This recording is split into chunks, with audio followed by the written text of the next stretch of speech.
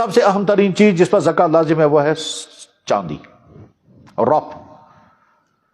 اللہ کے نبی علیہ السلام نے اپنے زمانے میں 200 درہم چاندی پر زکوٰۃ لازم کی، اور سونا 20 مسکال جب ہوگا تو زکوٰۃ لازم ہوگا۔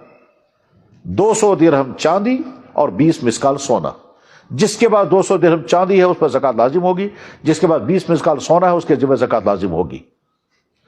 اب آج کے زمانے میں نہ درہم ہے نہ مسکال ہے، تو آج کے زمانے میں جب اس کا حساب کیا جاتا ہے تو آج حساب اس کا بنتا ہے جس انسان کے پاس 200 درہم یعنی 612 گرام چاندی، 612 گرام 360 ملی گرام چاندی جس انسان کے پاس ہوگی، وہ آدمی شریعت کے نظر میں صاحب نصاب ہے اور پر زکوٰۃ لازم ہے۔ یمس انسانس نش 612 گرام تو 360 ملی گرام رف ایسے وہ آدمی صاحب نصاب ہے، اس کو زکوٰۃ دینی پڑے گی۔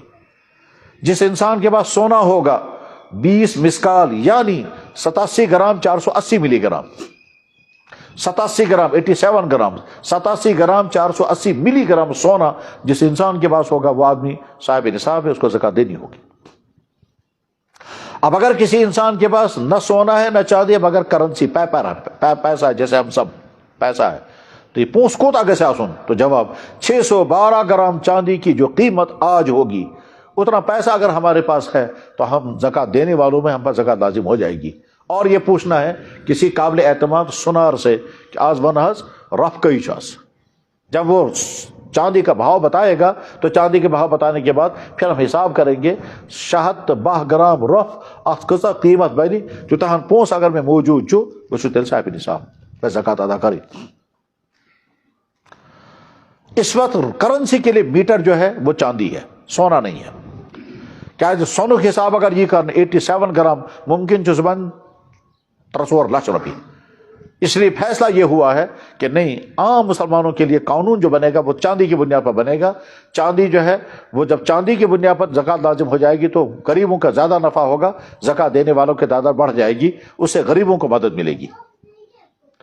تب خلاصہ کیا ہوا؟ جس انسان کے پاس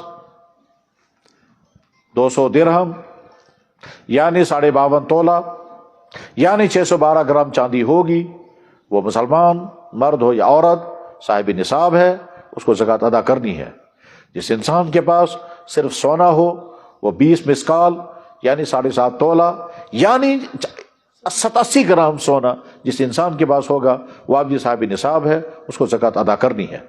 جس انسان کے پاس سونا بھی نہیں ہے چاندی بھی نہیں ہے، پیسہ ہے، چاہے وہ پیسہ ہندوستانی روپیہ ہو یا عرب کا ریال ہو یا امریکہ کا ڈالر ہو یا کسی دوسرے ملک کا روبل ہو یا یورو ہو، جس ملک کی جو کرنسی ہے، جب وہ کرنسی اتنی ہوگی جس سے 612 گرام چاندی خریدی جا سکتی ہو تو یہ آدمی بھی صاحب نصاب ہے، زکوٰۃ ادا کرنی ہوگی۔ جس انسان کے پاس کچھ سونا اور کچھ چاندی ہے، نہ سونے کا نصاب مکمل ہے نہ چاندی کا نصاب مکمل ہے، اس انسان کو دونوں کی قیمت نکالنی ہے۔ جب وہ چاندی کی قیمت کے برابر ہو جائے گی تو زکوٰۃ لازم ہو جائے گی۔ یہ تو ہے سونا، چاندی اور کرنسی۔